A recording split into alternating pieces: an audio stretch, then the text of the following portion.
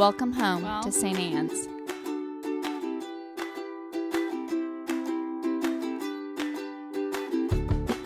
We want you to know that you're welcome to join us at 10 a.m. on Sundays. Please be sure to hit subscribe to receive our sermons. We can't wait to meet you. Well, normally I say please be seated, but I'm guessing you already are. And I'm not being seated, so let's chat. That's a really, really long gospel. Let's see if we can pull some of the different things that are going on in our readings today that I think really help us look differently at the things going on in our world. First and foremost, I said I would not vest, and I would wear jeans until the end of the apocalypse, so here we are. Still wearing jeans. Okay, so, and I'll also be honest, it's weird preaching to an empty church. My style of preaching is very much with and engaging people, and so it's a little bit different. So feel free at any time to write something somewhere just so that I know you're out there, so it doesn't feel quite so weird, like I'm just listening to myself in an echo chamber. All right, our readings for today. We have 3 different readings, and all of them, I think, kind of circle around the same thing that you and I are all trying to figure out. And it's how to see something that is there, but we don't know what God is calling us to see. And the first is the calling of David. And I think it's interesting that it is clear that God is calling these people to something that they don't even see there. That is David.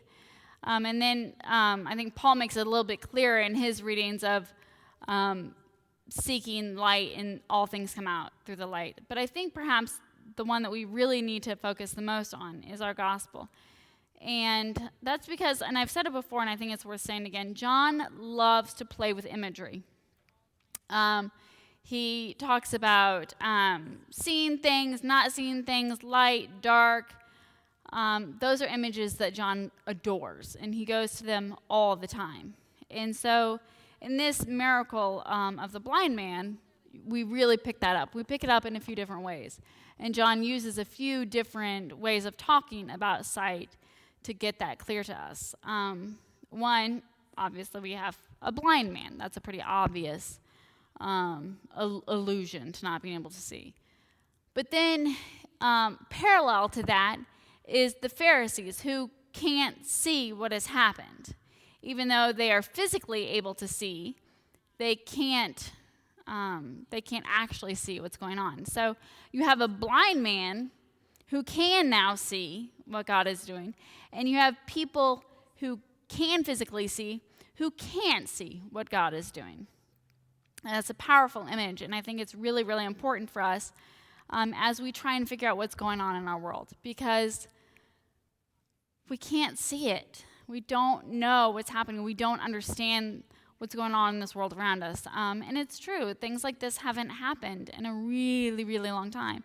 And so as we try and figure out where God is calling us to go, sometimes it feels like it's a moving target, doesn't it? And I'll just speak for myself as a priest. I don't always know what I'm called to do in a time and a place that, quite frankly, seminary never prepared me for. You know what they didn't prepare me for? Preaching to an empty church.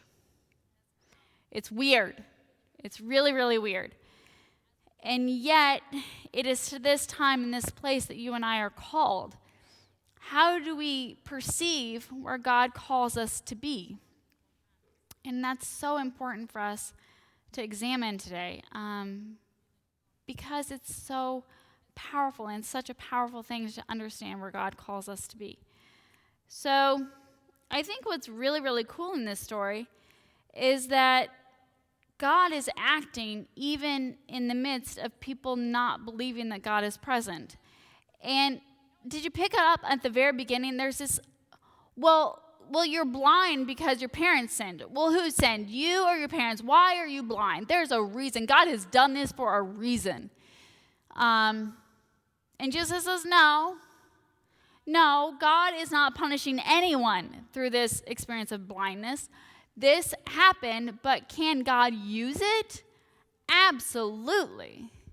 And how often do we do that exact same question? I worked in an ER for a while, in a hospital, and obviously as clergy and as humans in general, we come across all the time tragic things happen. And the question is, why did God do this? Why did God do this? And that's what we want, right? We want God to be to blame.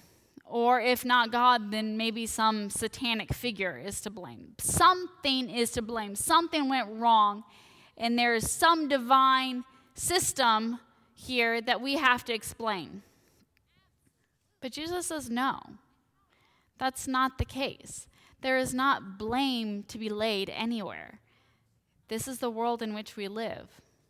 But can God use that? Can God use the blindness? Can God use the tragedy? Can God use the fear and the chaos to create wonder and love?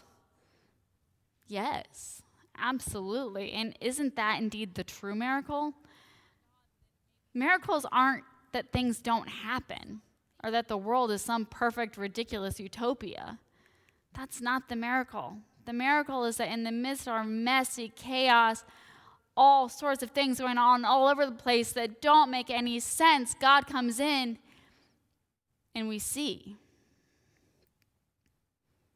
And that, my friends, is the miracle that we look for. Don't look for this to go away.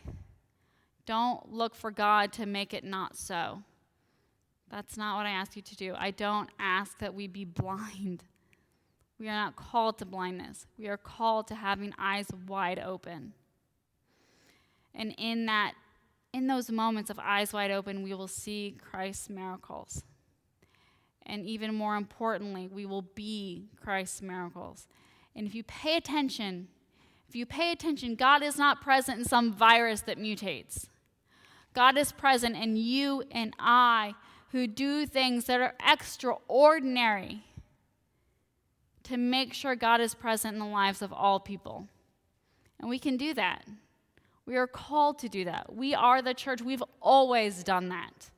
Always, since the beginning of the church, we have changed. We have adapted to meet a world that needs us desperately. And that's what we will continue to do.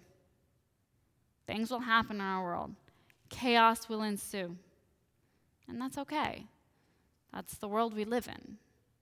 We live in a world of blindness. We live in a world of viruses that mutate. We live in a world of chaos and cruelty. But we also, folks, we live in a world of wonder. A world where you and I can step in and create a new way of being. And that's what we are called to do. When the world mutates, you and I, we adapt.